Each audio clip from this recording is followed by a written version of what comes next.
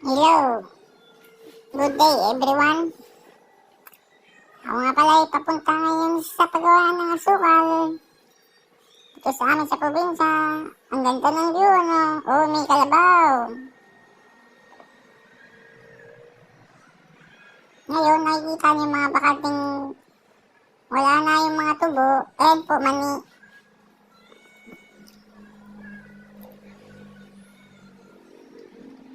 Camping.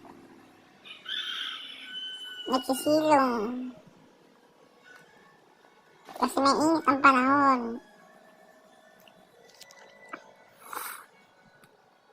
Yung mga baka rin dito, nakikisilong.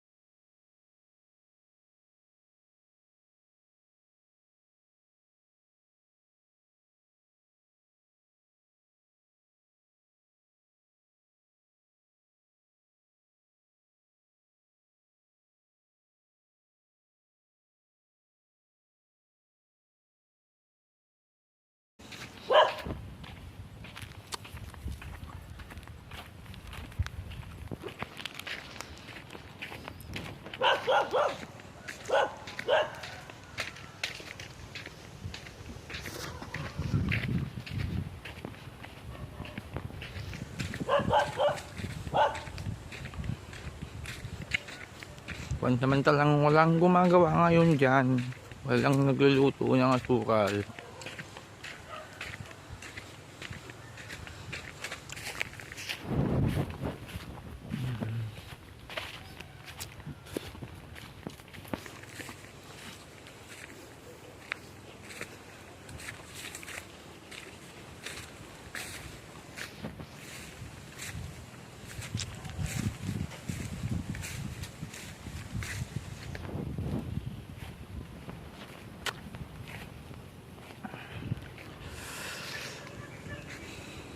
Nakikita niyo po ba yung butas na yan? Diyan po nagsisiga para magkaroon ng apoy sa loob.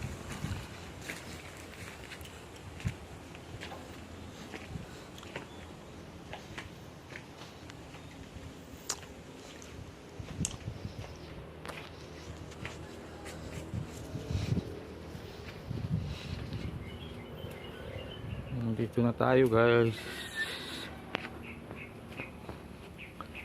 Itong nakikita nyo, ito po yung, dito po ginigiling yung tubo.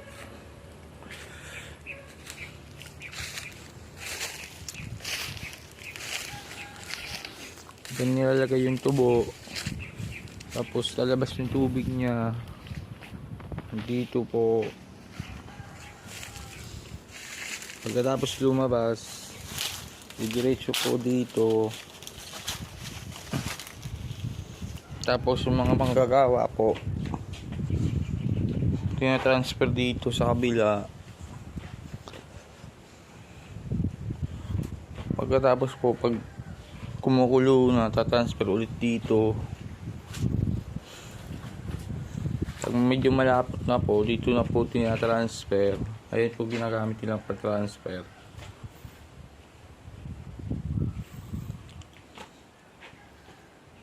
Tapos dito po nila tinitimplahan.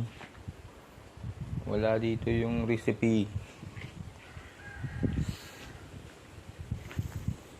Tapos dito po nila sinasagawa pag malapit na maluto. Yun po yung final destination niya. Tapos pag okay na po sa lahat, dito po na transfer para papalahin at saka gagawin ng asukal. Pag halo-haluin, yan po pinapatuyo.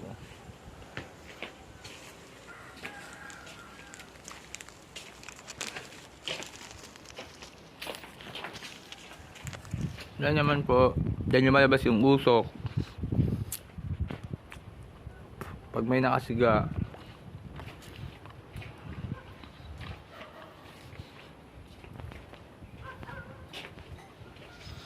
Ngayon po yung ginagamit nilang pangsiga din. sa tubo din po. Yung mga pinigaang tubo, yan ipapasok sa butas para magkaroon ng apoy.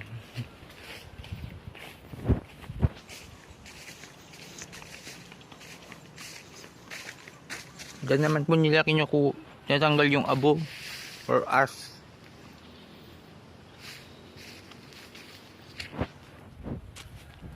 Paano guys, hanggang dyan na lang muna. Walang gumagawa. Sa susunod, papakita ko sa inyo paano ginagawa yung tubo.